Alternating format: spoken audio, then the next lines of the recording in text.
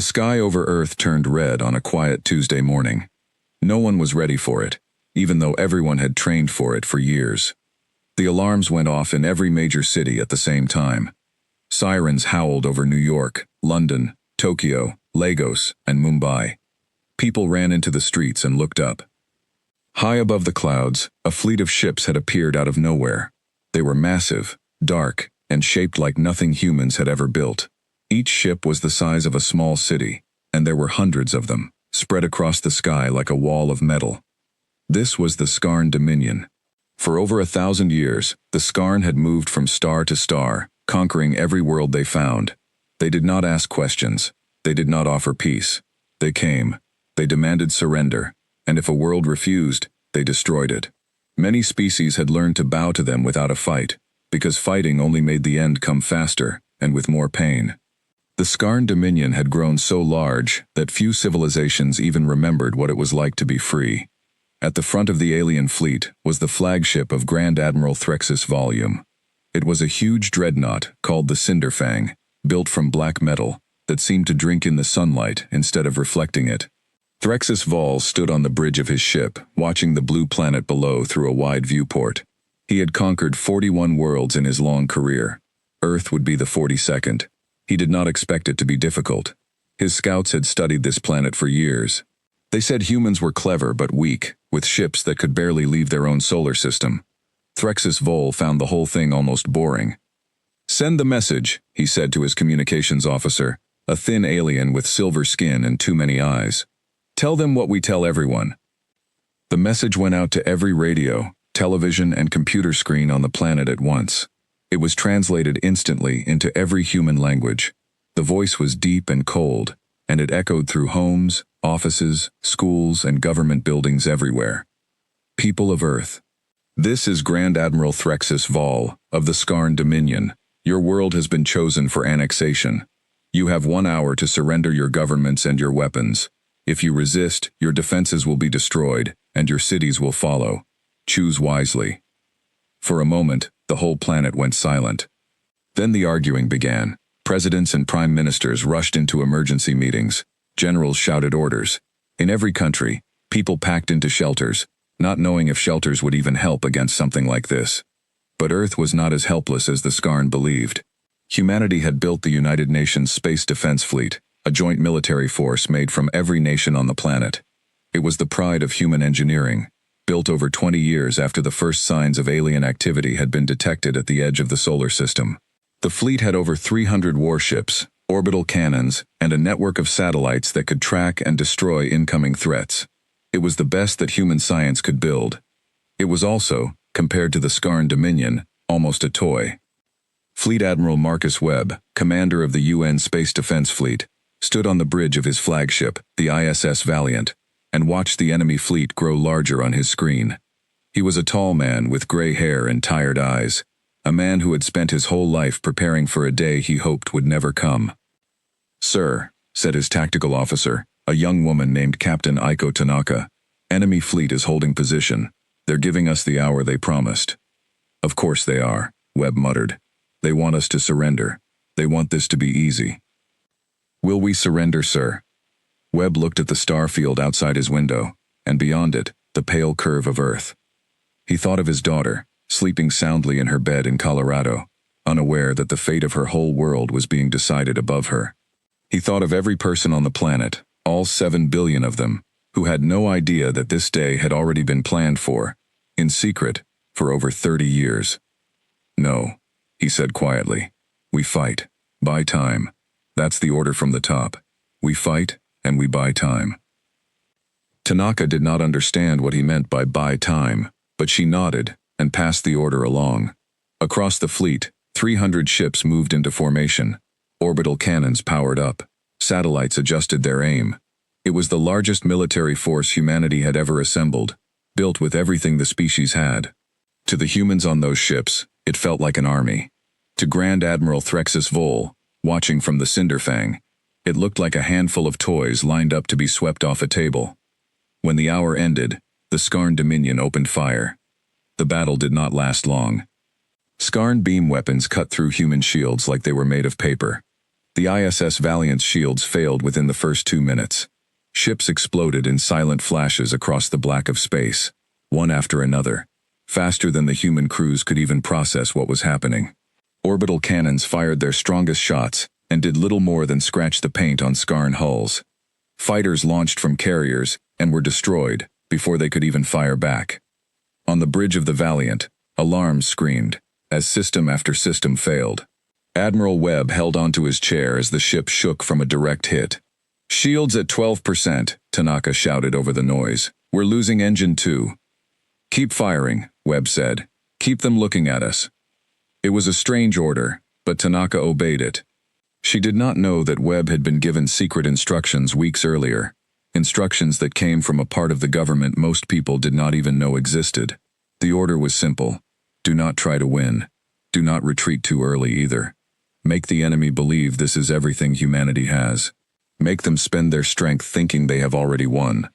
Ship by ship, the UN Space Defense Fleet was torn apart. Some captains tried to retreat and were destroyed anyway. Some tried to ram enemy ships in desperation and were vaporized before they got close. Within 40 minutes, over half the fleet was gone. Within an hour, nearly all of it was gone. The ISS Valiant took hit after hit until its hull glowed red hot, but it did not turn away, and it did not surrender. Not until Webb gave the final order to abandon ship. Escape pods launched into space, just as the Valiant broke apart in a bright flash of light. From his bridge, Threxus Vol watched the human fleet die and felt nothing but the mild satisfaction of a job finished on schedule. "Fleet destroyed, Grand Admiral," his tactical officer reported. "Orbital defense network is down. Enemy losses at 94%. No further resistance detected in orbit." "As expected," Threxus Vol said. "Begin landing preparations. Send troop ships to the primary cities on the list. We will set up command posts in," he checked the data on his screen, "Washington, Beijing, Moscow, Brussels, and New Delhi. Standard occupation procedure." "Yes, Grand Admiral." Down on Earth, people watched the sky in horror as streaks of fire fell from orbit, the wreckage of their fleet burning up on the way down. News channels showed the destruction over and over, and a heavy silence fell across the planet. Governments that had promised protection now had almost nothing left to protect their people with. In shelters and basements, families held each other and waited for the alien ships to land, believing that everything was lost. But far below the surface of the Earth, in places most people did not know existed, something else was happening. Deep under the Pacific Ocean, inside a massive facility built into the side of an underwater mountain, lights flickered on in long dark hallways. Deep inside a mountain range in Nevada, hidden behind 3 feet of solid rock and steel, computer systems that had been sleeping for years began to wake up. In a frozen base beneath the ice of Antarctica, built so secretly that even most world leaders did not know its full purpose, massive doors that looked like nothing more than natural rock began to shift. In one of these hidden places, in a control room lit by soft blue light, General Elena Reyes watched the destruction of the UN fleet on a large screen. She was 51 years old, with short black hair streaked with gray, and eyes that had not slept properly in 3 days. She had known this day was coming. She had trained for it since she was a young officer, chosen decades ago for a project so secret that she had to lie to her own family about what she did for a living. Around her, dozens of officers and engineers worked at their stations, watching the same feed. Some of them had tears in their eyes as they watched ships they had helped design, ships crewed by friends and former students, burn and fall from orbit. But none of them looked away, and none of them panicked. They had trained for this moment too. "Fleet Admiral Webb's pod has been recovered," an officer reported. "He's alive, minor injuries." "Good," Reyes said. "Get him to a secure location. He did exactly what we needed him to do." A younger officer, a lieutenant named David Park, turned to her with wide eyes. "General, they think they've won.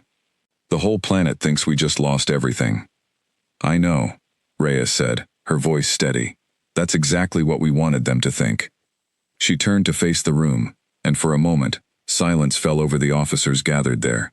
Reyes had waited 30 years for this moment, ever since a strange object had crashed in the Arctic Circle decades earlier, an object that turned out to be a scout ship from a species no one on Earth had ever heard of. Humanity had known that first contact would not be friendly. That crashed ship had given human scientists a gift they never expected, pieces of technology far beyond anything Earth had built on its own. From those pieces, in secret, deep underground, a new kind of human military had been built, not to fight in the open, not to be seen, but to wait, hidden, until the moment the whole world needed it most. "Everyone knows the plan," Reyes said. "We let them win the first battle. We let them believe they've broken us. Now they'll get comfortable. They'll land their troops. They'll start setting up their control points, and they'll relax, because why wouldn't they? They think this world is finished." She looked around at the tired but determined faces of her people. "They're wrong," she said. "Begin final systems checks on every hangar. Wake up every ship. Contact every regional command in the Deep Anvil network. Tell them the countdown has started." "How long until we're ready, General?" Park asked. Reyes looked back at the screen, where the last pieces of the human fleet were burning up over the Pacific Ocean, and where alien troop ships were already beginning their descent toward Earth's biggest cities. 72 hours, she said. "Let them land. Let them think they own this planet. And then we open the hangars." Above the Earth, the Skarn Dominion fleet began to spread out, sending smaller ships down into the atmosphere, carrying soldiers and equipment toward the world they believed they had already conquered. Grand Admiral Threxus Vol stood on his bridge, looking down at the blue and green planet with something like boredom in his eyes. Another world added to the Dominion. Another simple victory. He had no idea that beneath the oceans, inside the mountains, and under the ice at the bottom of the world, humanity was only just getting started. The countdown had begun. In 72 hours, Earth would show the galaxy exactly what it had been building in the dark all these years. By the second day, the Skarn Dominion controlled the skies over every major human city. Massive troop carriers landed in open fields outside Washington, Beijing, Moscow, Brussels, and New Delhi, just as Grand Admiral Threxus Vol had ordered. Soldiers in dark gray armor marched out in long lines, setting up checkpoints, cutting power to certain districts, and taking control of radio and television broadcasts. To anyone watching from the ground, it looked like the end of human freedom. Threxus Vol did not even bother landing himself for the first day. He stayed on the Cinderfang, reading reports and drinking a strange purple liquid that Skarn officers drank to celebrate victories. His second-in-command, a broad-shouldered alien named Commander Draith, stood beside him with a datapad full of numbers.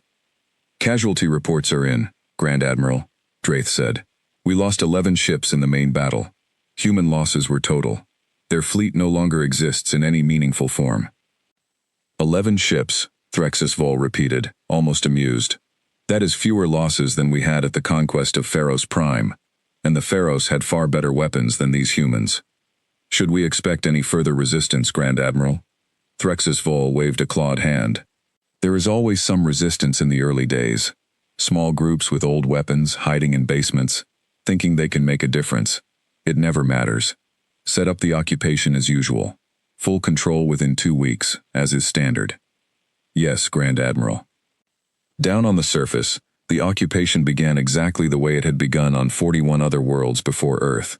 Skarn soldiers walked through the streets of major cities, and while some humans stayed inside, frightened and unsure what to do, others gathered in secret. In basements, in back rooms of shops, in old buildings marked for demolition, small resistance groups began to organize. Most of these groups had no real weapons and no real plan. They were ordinary people, angry and afraid, trying to find some way to fight back against an enemy far stronger than anything they had ever faced. What almost none of them knew was that they were being watched, and quietly helped, by people who understood something the Skarn Dominion did not. In the hidden base beneath the Nevada mountains, General Elena Reyes walked through a long control room lined with screens, showing feeds from cities all over the world. She stopped at one screen, showing a resistance cell in Berlin, a group of about 20 people meeting in an old subway tunnel, arguing about how to steal weapons from a Skarn checkpoint. "Should we make contact with them?" Lieutenant Park asked, standing beside her. "Not yet," Reyes said. "If we reveal ourselves now, some of that information could leak, even by accident. We need 72 hours of quiet. After that, it won't matter what the Skarn know." She moved on, walking deeper into the facility, past massive doors marked with old, faded warnings from decades earlier. Restricted. Deep Anvil Project. Clearance level Omega only. Few people outside this base had ever seen those doors. Fewer still knew what was behind them. To understand what Reyes and her people were building, it helped to go back 30 years, to the night a strange object fell from the sky and crashed into the ice near the Arctic Circle. At first, scientists thought it was a meteor. Within hours, they realized it was something else entirely. A small, damaged scout ship, built from metals no human factory could produce. Inside the wreck, they found the body of a single pilot, a creature unlike anything found on Earth, along with pieces of technology that seemed almost magical compared to anything humans had built. The governments of the world kept the discovery a secret. They knew, with total certainty, what it meant. If a scout ship had come this far, then somewhere out there was a much larger power, and that power would eventually come looking for its missing scout, or simply come looking for new worlds to take. Rather than tell the public and cause panic, the leaders of Earth's nations made a quiet, difficult decision. They would prepare, not with the kind of fleet the whole world could see, built for show and easy to destroy, but with something hidden, something built in secret, using every piece of alien technology they could reverse engineer, combined with the best of human science. They called it Project Deep Anvil. Over the next 3 decades, the greatest engineers, scientists, and military minds from every nation on Earth were quietly recruited into the project. They worked in underground facilities, built specifically to hide from orbital scans, deep enough that no satellite, human or alien, could detect them. They built shipyards under the ocean, inside mountains, and beneath the ice of Antarctica, places where heat and energy signatures could be hidden or disguised as natural activity. Every nation on Earth contributed money, resources, and people, all kept secret from their own citizens, because the leaders of the world knew one truth above all. If humanity's real defenses were known, and the alien scouts ever caught wind of it, Earth would be destroyed before it was ready. The public-facing UN Space Defense Fleet, the one destroyed so easily by Threxus Vol's ships, had never been meant to win a real war. It was built to look strong enough to satisfy the public, strong enough to be a visible symbol of safety, but its true purpose, known only to a small circle of leaders and officers like Admiral Webb, was to be a shield. A shield meant to take the first hit, absorb the enemy's opening attack, and buy time for the real defense of Earth to prepare. That real defense was the Sentinel Armada, and General Elena Reyes had spent the last 15 years of her life as its commander. In the control room, Reyes reached a large window that looked out over the base's primary hangar. Even after all these years, the sight still took her breath away. Rows of massive doors stretched out into the dark distance, each one hiding a ship built from technology far beyond what the Skarn Dominion had ever seen from Earth. The scout ship's wreckage had given human scientists more than just new metals and better engines. It had given them insight into shield technology, energy weapons, and a strange kind of adaptive armor that could shift and strengthen itself in response to different kinds of attacks. Combined with human ingenuity and 30 years of secret research, the result was something the Skarn Dominion had never encountered before: warships built specifically to defeat them. "General," said a voice behind her. It was Dr. Amara Singh, the lead scientist on the Adaptive Shield program, a woman who had been with the project for over 20 years. "The final calibration on the flagship is complete. The Prometheus is ready." Reyes turned and looked at her old friend. "How does she look?" "Better than we ever hoped," Singh said. "The shield adapts almost instantly now. We tested it against simulated Skarn weapons fire, based on the data we pulled from their scout ship's databanks all those years ago. It holds." "And the rest of the fleet?" "All 208 ships are fully operational. Crews are in position. Everyone is ready to launch the moment you give the word." Reyes nodded slowly, looking back out at the hangar. 208 ships was far fewer than the massive Skarn Dominion fleet sitting in orbit above Earth. But numbers were not the only thing that mattered in war. She had studied every recording of the battle above Earth, every piece of data the UN fleet had managed to gather before it was destroyed. She knew the Skarn ships' weapons patterns, their shield frequencies, their movement habits. 30 years of secret preparation had given humanity something the Skarn Dominion did not expect from a young, primitive species: real, deep knowledge of exactly how their enemy fought. Over the next day, reports came in from resistance groups all over the world, passed quietly through secret channels that only a few trusted people knew existed. The Skarn Dominion was setting up permanent bases in major cities. They were disarming any group they found with weapons, no matter how small. In a few places, they had already killed civilians who resisted too openly, sending a clear message: obedience was rewarded, resistance was not. Reyes felt each report like a weight added to her shoulders. Every hour they waited was another hour of suffering for people on the surface. But she knew, with cold certainty, that acting too soon would ruin everything. If the Sentinel Armada launched before it was truly ready, if even one hidden hangar was discovered too early, the Skarn Dominion could regroup, call for reinforcements, and turn what should be a surprise victory into a long and bloody war that Earth might not survive. On the evening of the second day, Fleet Admiral Marcus Webb arrived at the Nevada base, still recovering from the injuries he suffered when the Valiant was destroyed. He walked with a slight limp, one arm in a sling, but his eyes were sharp and alert as Reyes met him at the entrance to the command center. "You did exactly what we needed," Reyes told him. "The Skarn believe our fleet was everything we had. Every report from the surface says they've relaxed their guard. They think this world is finished. It cost a lot of good people their lives to make them believe that," Webb said quietly. "I know," Reyes said, "and we're going to make sure it wasn't for nothing." Webb looked past her, out at the hangar full of ships he had never been allowed to see in person before, despite being one of the highest-ranking officers on Earth. Even he had only known the broad outline of Project Deep Anvil, not its full details. Now, seeing the Sentinel Armada with his own eyes, he understood why the secret had been kept so carefully for so long. "How long until launch?" he asked. Reyes checked the clock on the wall, then looked back at the massive hangar doors stretching into the darkness. 24 hours, she said. "By this time tomorrow, the Skarn Dominion is going to learn that Earth was never as weak as they believed." That night, all across the planet, the last pieces fell into place. Hidden facilities in the Pacific, in Antarctica, in mountain ranges across 5 continents, all confirmed they were ready. Ships that had been built and tested in secret for decades stood fully fueled and armed, waiting only for the signal. Pilots and crews who had trained their entire careers for this single moment checked their equipment one final time and tried to get whatever sleep they could. Above them, in orbit, the Skarn Dominion fleet settled into a comfortable pattern, confident that the conquest of Earth was essentially finished.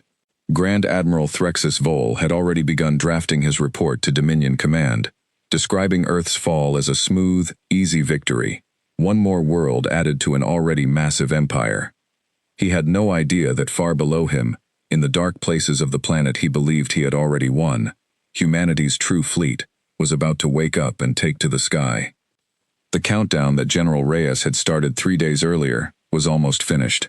Soon, the hangars would open. The third night on Earth was quiet in a way that felt heavy and wrong. In the occupied cities, curfews kept most humans indoors, watched over by Skarn patrols walking the streets in their dark gray armor. Above the planet, the Dominion fleet sat in a loose formation, most of its attention turned toward routine maintenance and the slow work of setting up permanent supply lines from other conquered worlds. Grand Admiral Threxus Vol had already reduced the fleet's alert status from full combat readiness to standard patrol. There was, as far as he was concerned, nothing left on this world that could threaten him. He was wrong. At exactly 0300 hours Eastern Time, deep beneath the Pacific Ocean, a series of massive doors that had looked like natural rock for 30 years began to slide open. Water rushed away from enormous hangar bays as pressure fields activated, holding back the ocean while ships prepared for launch. In Nevada, mountains that hikers had walked past for decades without ever suspecting what lay beneath them, cracked open along seams too perfectly straight to be natural. In Antarctica, a section of ice more than a mile wide lifted upward on hidden mechanisms, revealing a base that had been carved into solid rock long before most of the officers now serving in it were even born. In her command chair aboard the ISS Prometheus, General Elena Reyes watched the countdown reach 0 on her main screen. Around her, the bridge crew sat at their stations, tense and focused, the culmination of years of training now just seconds away. "All hangars reporting ready," said her communications officer. Deep Anvil Network confirms full launch capability across all sites. Reyes took a slow breath. 30 years of secrecy, sacrifice, and preparation had led to this single moment. She thought of everyone who had worked on this project and never lived to see it finished. Scientists and engineers, who had given their whole careers to a program most of the world would never even know existed. She thought of Admiral Webb's fleet, destroyed to buy this exact opportunity. She thought of the people suffering right now under Skarn occupation, waiting for a rescue they did not know was coming. Sentinel Armada, she said, her voice carrying clearly across the ship's comm system, to every vessel in the fleet. This is General Reyes. For 30 years, we built this fleet in silence and in shadow, so that one day, when our world needed us most, we would be ready. That day is today. Launch all ships. Across the planet, the hangars opened, and humanity's true fleet rose into the sky. 208 warships surged upward from their hidden bases, breaking through ocean surfaces in massive sprays of water, bursting out of mountainsides in clouds of dust and stone, lifting off from beneath the Antarctic ice in brilliant flashes of blue engine light. To anyone on the surface who happened to be awake and looking in the right direction, it must have looked like the planet itself was giving birth to a fleet of warships. Ships that had never been seen by human eyes outside of Project Deep Anvil, sleek and dark, covered in strange plating that seemed to shimmer and shift, climbed toward orbit at speeds that outdid even the alien ships that had crushed the UN fleet 3 days earlier. Aboard the Cinderfang, alarms began screaming through the ship. Commander Draith rushed onto the bridge, still adjusting his armor, his eyes wide with confusion as he looked at the sensor readings. "Grand Admiral," he said, "we are detecting massive energy signatures rising from the planet's surface. Multiple locations, ocean, mountains, polar ice, unknown ship classes, at least 200 separate contacts." Threxus Vol, who had been resting in his private quarters, arrived on the bridge moments later, his expression somewhere between confusion and irritation. "That is impossible. Our scans of this world showed nothing beyond their primary fleet, which we already destroyed." "The scans were wrong, Grand Admiral," Draith said grimly. "These ships were hidden, deliberately, and very well." On the main view screen, the humans' new fleet became visible, rising out of the atmosphere in tight, disciplined formations, moving with a coordination that did not match anything the Skarn had expected from this species. At the front of the formation was the Prometheus, General Reyes's flagship, a long, sharp-edged vessel that radiated a kind of quiet menace even the Skarn officers could sense. "Target the lead ships," Threxus Vol ordered, his composure returning as old habits took over. "Full offensive formation. These are still primitive weapons compared to ours. We destroyed their fleet once. We will destroy this one as well." The Skarn fleet turned to meet the incoming human ships, weapons charging, shields raising. From the outside, it might have looked like the same lopsided battle that had happened 3 days earlier. But this time, something was different, and the Skarn Dominion was about to find out exactly how different. The first shots came from the Skarn side, brilliant orange beams lancing out toward the human formation. In the previous battle, these same beams had cut through UN Space Defense Fleet shields almost instantly. This time, the beams struck the human ship's shields and simply spread out across the surface in shifting patterns of light, absorbed and redirected rather than punching through.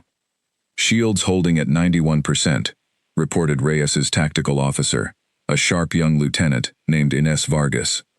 "Adaptive shield matrix is working exactly as designed, General." Reyes allowed herself a small, tight smile. 30 years of study, using data pulled from that first crashed scout ship, had let human scientists build shields specifically designed to counter Skarn weapon frequencies.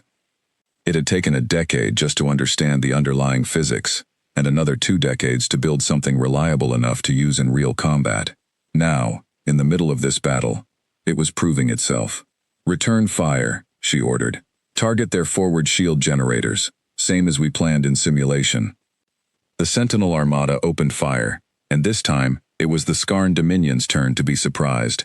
Human weapons, built using technology reverse-engineered and improved over 3 decades, punched through Skarn shields with far more ease than the Dominion officers expected. One of their escort cruisers took a direct hit and lost power across half its systems in a single strike, drifting helplessly out of formation. Impossible, Draeth muttered, watching the readings.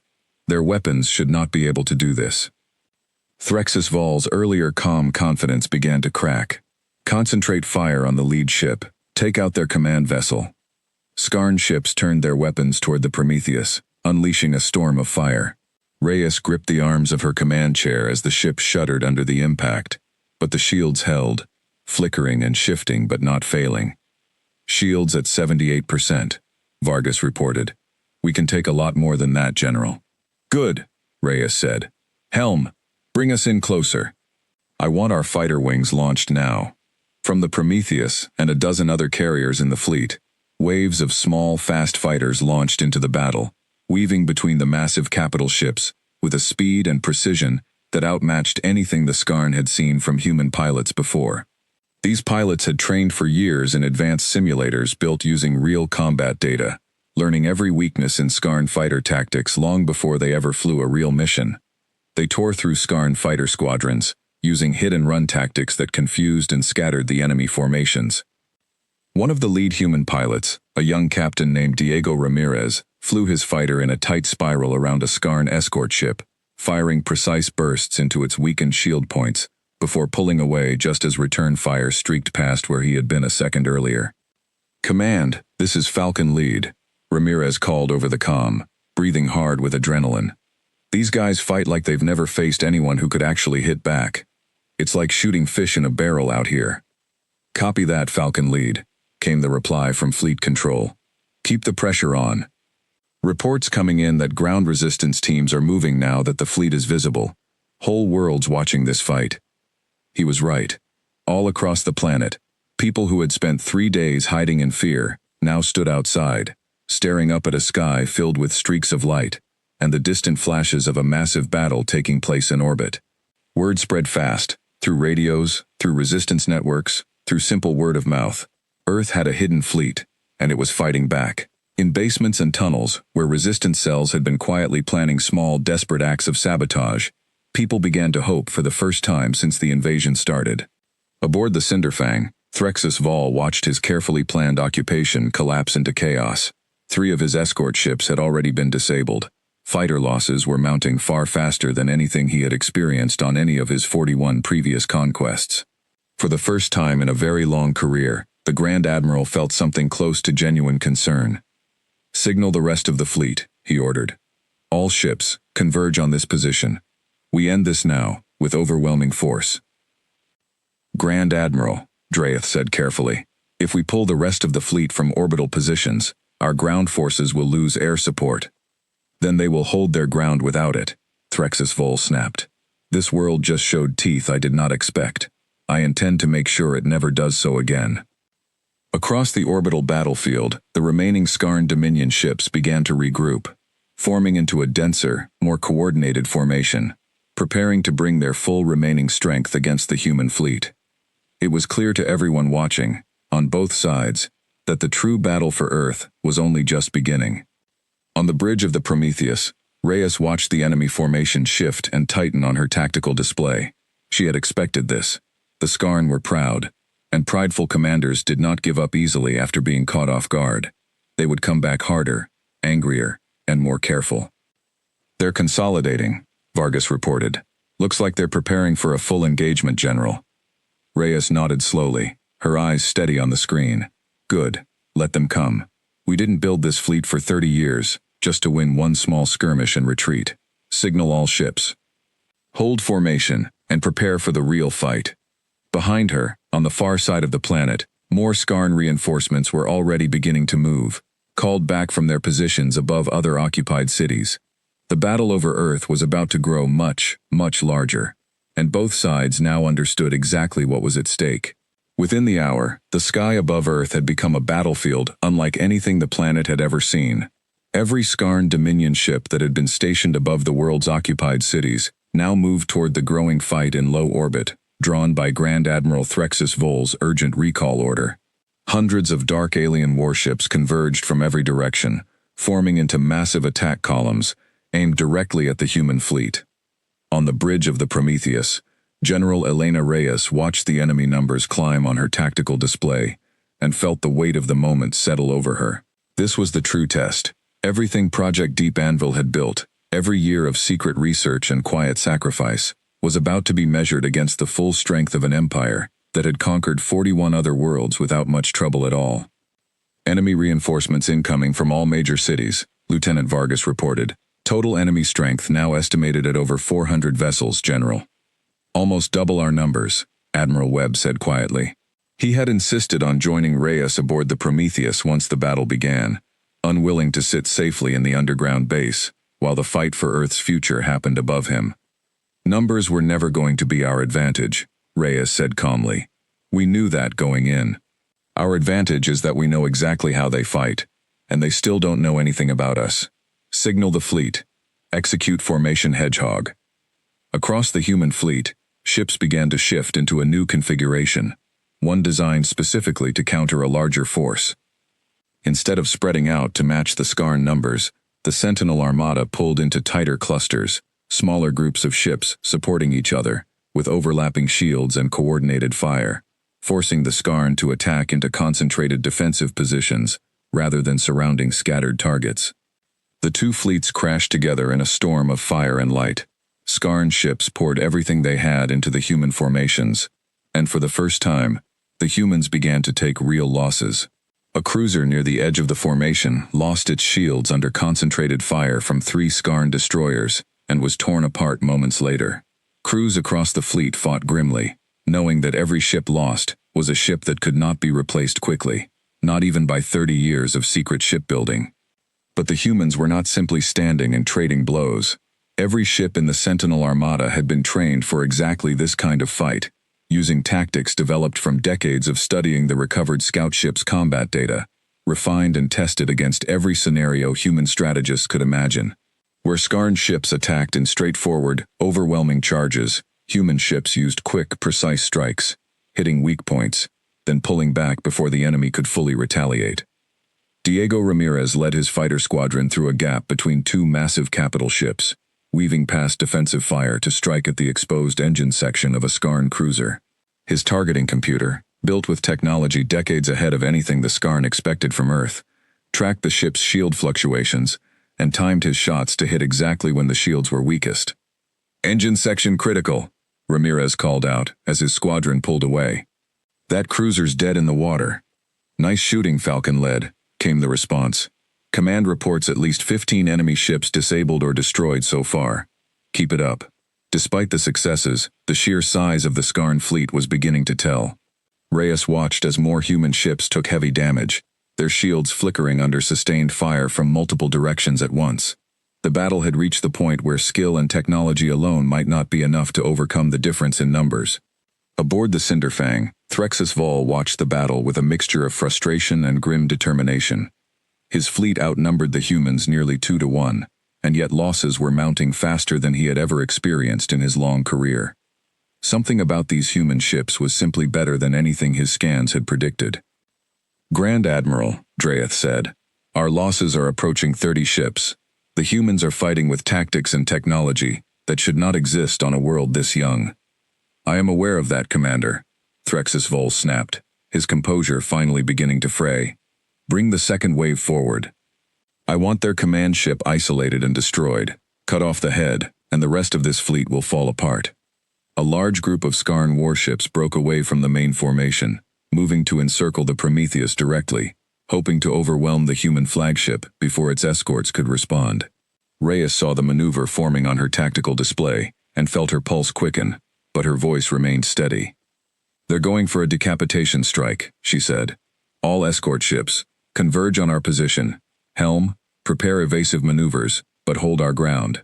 We are not running from this fight." The Prometheus became the center of one of the most intense exchanges of the entire battle, surrounded by Skarn warships pouring fire from every direction, while human escort ships fought desperately to protect their flagship. The Prometheus's shields, the most advanced version of the adaptive technology in the entire fleet, held under the assault, glowing and shifting as they absorbed hit after hit, but even they began to weaken as the pressure continued. "Shields at 43% and falling," Vargas reported, tension clear in her voice. "General, we can't hold this position much longer." Reyes gripped the arms of her chair, watching the battle unfold around her ship. She had planned for this moment too, though she had hoped it would not come to this. Signal Dr. Singh's team. Activate the Prometheus's secondary weapon system. It's time to use what we've been saving. Buried deep within the Prometheus's hull was a weapon system that had never been tested outside of simulations, built using the most advanced pieces of technology recovered from the original crashed scout ship decades earlier. Technology so complex, it had taken nearly the entire 30 years of the project to fully understand and replicate. It was a weapon designed for exactly one purpose: breaking a concentrated enemy formation in a single devastating strike. Weapon charged and ready, General, came the report from engineering. Fire, Reyes said. A brilliant pulse of energy erupted from the Prometheus, expanding outward in a wide arc that tore through the Skarn ships surrounding the human flagship. 3 enemy cruisers lost power instantly, their systems overwhelmed by the pulse.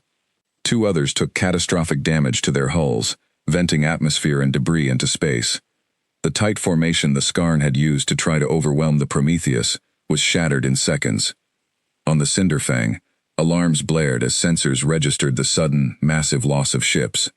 Threxus Vol stared at the display in disbelief, his earlier confidence completely gone now, replaced by something he had not felt in a very long time: real fear. What in the name of the Dominion was that? He demanded. Unknown weapon signature, Grand Admiral, Dreyeth reported, his voice tight. We have never seen anything like it. It matches nothing in our combat databases. Across the battlefield, the tide of the fight began to shift. With the Prometheus's counterattack breaking the Skarn's encirclement, human ships pressed their advantage, striking hard at the now disorganized enemy formations. Fighter squadrons under Ramirez's command tore through the confused Skarn fighters, and capital ships that had been holding defensive positions now moved to press forward, taking advantage of the chaos. Threxus Vol realized, with a cold and unfamiliar feeling, that he was losing control of the battle. He had entered this conflict expecting an easy, one-sided victory, just as he had on 41 worlds before this one.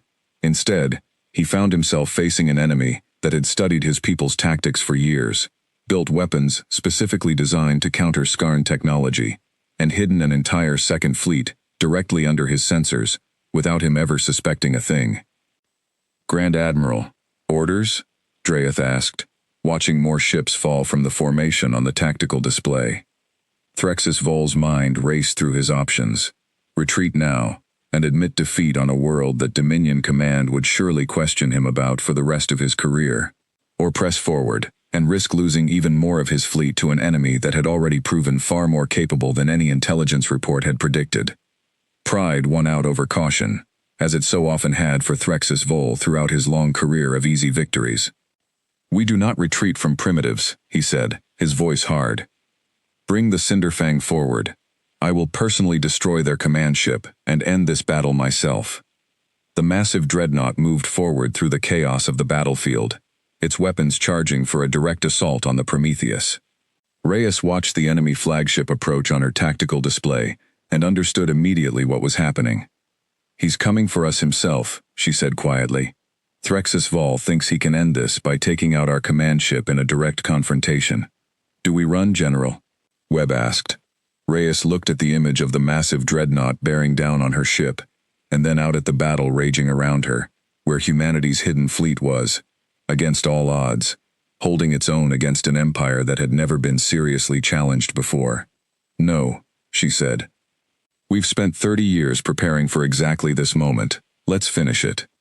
The Prometheus turned to face the Cinderfang directly, and the 2 flagships, representing 2 very different visions for the future of Earth, began to close the distance between them, for a battle that would decide everything. The Cinderfang and the Prometheus closed the distance between them, while the rest of the battle raged on around them, hundreds of smaller ships locked in combat across the space above Earth.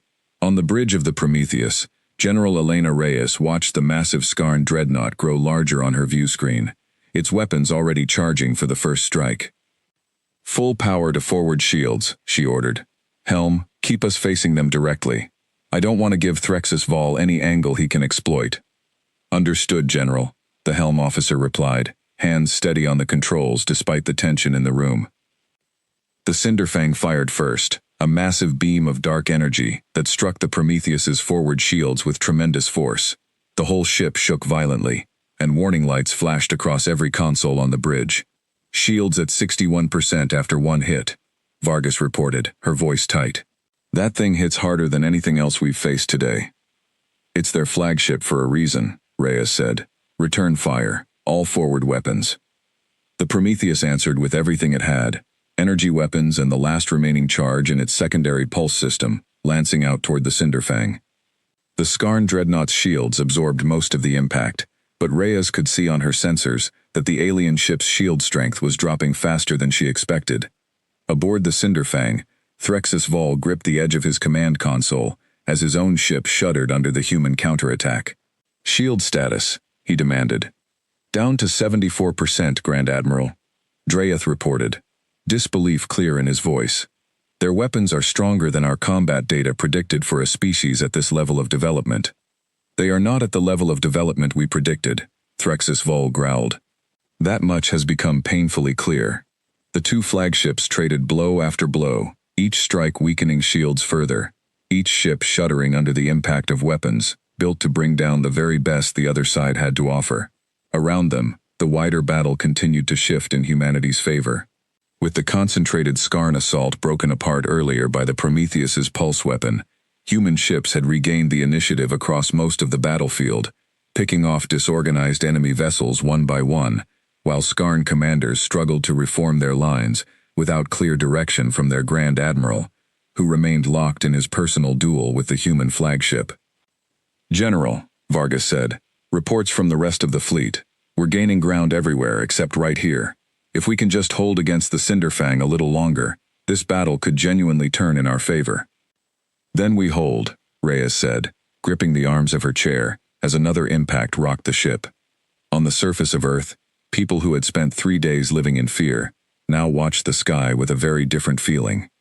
Resistance groups that had been hiding in tunnels and basements began to emerge, taking advantage of the confusion among the Skarn ground troops, who had lost most of their air support as ships were pulled up to fight in the growing space battle. In Berlin, the resistance cell that General Reyes had watched arguing over stolen weapons days earlier successfully took control of a supply depot, distributing what equipment they found to civilians eager to help however they could. Similar small victories happened in cities across the world as the news of Earth's hidden fleet spread and gave desperate people new hope. Back above the planet, the battle between the two flagships reached its final, decisive moments. The Prometheus's shields had dropped to under 20%, and warning systems throughout the ship indicated that critical systems were beginning to fail under the sustained assault. But the Cinderfang was faring little better, its own shields nearly gone, its hull scarred and burning in several places from direct hits. General, one more solid hit, and we lose shields completely, Vargas warned. Same is true for them, Reyes said, watching the enemy ship's status on her display. Charge everything we have left into a single strike. If this doesn't end it, at least it will even the odds enough for the rest of the fleet to finish the job. Every remaining bit of power aboard the Prometheus was funneled into its forward weapons, engineers below decks working desperately to squeeze out every last bit of energy the ship could produce. Aboard the Cinderfang, Threxus Vol, sensing the same desperate calculation happening on his own ship, ordered the same thing, gathering every remaining weapon system for one final exchange. Fire, Reyes said. Fire, Threxus Vol commanded, at nearly the same instant. Two massive beams of energy crossed the distance between the ships and struck home simultaneously. The Cinderfang's shot tore through the Prometheus's failing shields, striking deep into the ship's outer hull, sending shudders through every deck as damage control teams rushed to contain the destruction. But the Prometheus's shot, carrying the last of the ship's charge along with everything Dr. Singh's team had managed to reroute from secondary systems, struck the Cinderfang's already weakened shields and broke through completely, slamming directly into the dreadnought's main power core. For a moment, nothing happened. Then the Cinderfang's lights flickered and died, section by section, as the massive ship lost power across its entire hull. Emergency systems kicked in weakly, casting the once mighty dreadnought in dim red light as it drifted, powerless, in the middle of the battlefield. On the bridge of the crippled Cinderfang, Threxus Vol stared at his dead consoles in stunned silence. Commander Drath checked what few systems still had power and delivered the news with a grim, quiet voice. Main power core is offline, Grand Admiral. Weapons, shields, and primary engines are all down. We are drifting, defenseless. Across the battlefield, word spread quickly among the remaining Skarn ships that their flagship had been disabled. Without Threxus Vol's direct command, and without any real coordination since the battle had begun spiraling out of their control, the will to keep fighting drained out of the Skarn fleet almost as quickly as it had gathered at the start. One by one, surviving Skarn ships began to break off from the battle, retreating toward the edge of the system, rather than risk complete destruction against a human fleet that had proven far more dangerous than anyone in the Dominion had ever expected. Aboard the badly damaged but still functioning Prometheus, General Reyes watched the enemy fleet scatter and retreat on her tactical display, and for the first time in 3 days, allowed herself to breathe a little easier. "General," Vargas said, her voice full of disbelief and relief all at once. "Enemy forces are retreating. All across the system, they're pulling back." "Confirm the numbers," Reyes said, still cautious even now. "Confirmed. Skarn fleet strength down to under 150 ships, all retreating toward the outer system. Ground forces on the surface are reporting the same." "They're pulling out of the cities, General. They're leaving." A quiet cheer rippled through the bridge of the Prometheus, officers who had spent the last several hours in tense silence, finally allowing themselves a moment of relief. Admiral Webb, standing near the back of the bridge, put a hand on Reyes's shoulder. "You did it," he said quietly. 30 years, and you actually did it." "We did it," Reyes corrected him. "Every person who ever worked on this project, every person who died on the Valiant buying us the time we needed. This was never just me." Over the following days, the last of the Skarn Dominion forces withdrew from Earth entirely, taking heavy losses with them as human ships harried their retreat, making sure the message was clear. Earth was not an easy conquest, and never would be again. Grand Admiral Threxus Vol, rescued from his crippled flagship and transferred to another ship for the long journey home, faced the difficult task of explaining to Dominion Command exactly how a world classified as primitive had managed to destroy nearly half his fleet and force a full retreat. On Earth, the celebration that followed was unlike anything the planet had ever seen. For the first time, people learned the truth about Project Deep Anvil, about the 30 years of secret work that had gone into building the Sentinel Armada, about the sacrifice of Admiral Webb's fleet, which had been destroyed, not through failure, but through a difficult, deliberate choice to buy time for a greater plan. Statues and memorials were built for those lost in that first battle, honored now not as a defeat, but as a crucial part of the strategy that ultimately saved the world. General Elena Reyes stood before the United Nations a week after the battle, addressing not just the assembled world leaders, but the entire planet, broadcast to every screen on Earth. "For 30 years, we kept a secret from the world, because we believed it was the only way to protect it," she said. "That secret is over now. The Skarn Dominion knows what Earth is capable of, and so does every person on this planet. We built something extraordinary in the dark, because we knew that one day, we would need to bring it into the light."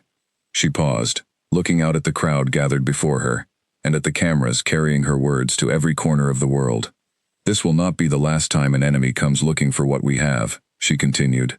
"The galaxy is a large and dangerous place, and Earth has just announced itself to it in a way that cannot be undone. But we have shown, today, that this world will never again be an easy target. Whatever comes next, we will face it together, and we will be ready." Far above the planet, repair crews worked around the clock on the damaged ships of the Sentinel Armada, preparing the fleet not to hide away again, but to stand openly as Earth's first line of defense against whatever might come from the stars in the future. The hangars that had opened after 30 years of silence would not be closing again. Earth had survived its first true test, as a member of a much larger, much more dangerous galaxy. And for the first time in human history, it had done so not by hiding what it was, but by finally showing the universe exactly what humanity, working together in secret for the sake of a shared future, was truly capable of building. The Skarn Dominion had come expecting an easy conquest. Instead, they had discovered a world that had spent 30 years quietly preparing to become something far greater than anyone, on Earth or beyond it, had ever expected.